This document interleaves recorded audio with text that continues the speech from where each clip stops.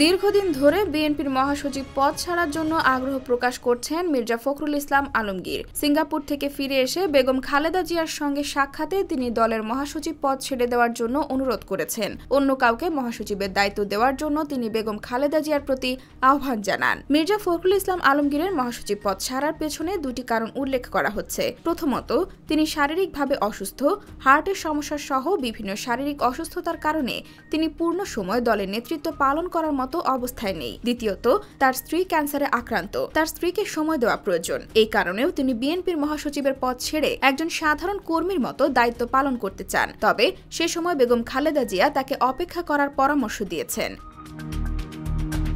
বিভিন্ন সূত্র বলছে, বিএনপির ভারপ্রাপ্ত চেয়ারম্যান তারেক জিয়াকেও একই রকম আগ্রহ বা একই রকম বক্তব্য দিয়েছিলেন বিএনপি মহাসচিব, কিন্তু তারেক জিয়াও তাকে এ ব্যাপারে কোনো ইতিবাচক সম্মতি দেননি বলেই জানা গেছে। এরপর মির্জা ফখরুল ইসলাম আলমগীর দায়িত্ব পালন করেছেন। এরই মধ্যে জাতীয় এবং আন্তর্জাতিক মহল থেকে বিএনপির ওপর এক ধরনের চাপ এসেছে যে তারা যেন বিএনপির নেতৃত্ব পরিবর্তন করে। কেননা সিদ্ধান্ত গ্রহণ এবং কোনো বিষয়ে জিজ্ঞাসা করা হলে এখন যারা নেতৃত্বে আছেন তারা কোনো ইতিবাচক সাড়া দিতে পারেন না। এ কারণেই পশ্চিমা দেশগুলোর কূটনীতিকদের পক্ষ থেকে বলা হয়েছে, যারা দেশে রাজনীতি করছেন তাদের মধ্য থেকে আপাতত কাউকে নেতৃত্ব দেওয়ার জন্য বেগম জিয়া এবং তারেক জিয়া যেন আপাতত উপদেষ্টা বা আলংকারিক পদে থাকেন। এটি নিয়ে বিএনপিতে এখন ভালোই আলোচনা চলছে।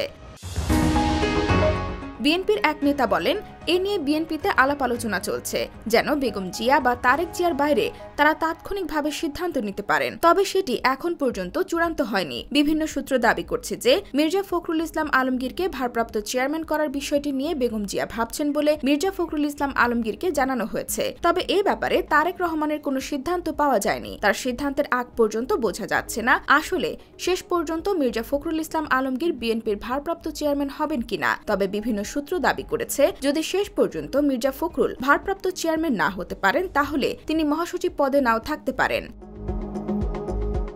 IBTV USA, new York.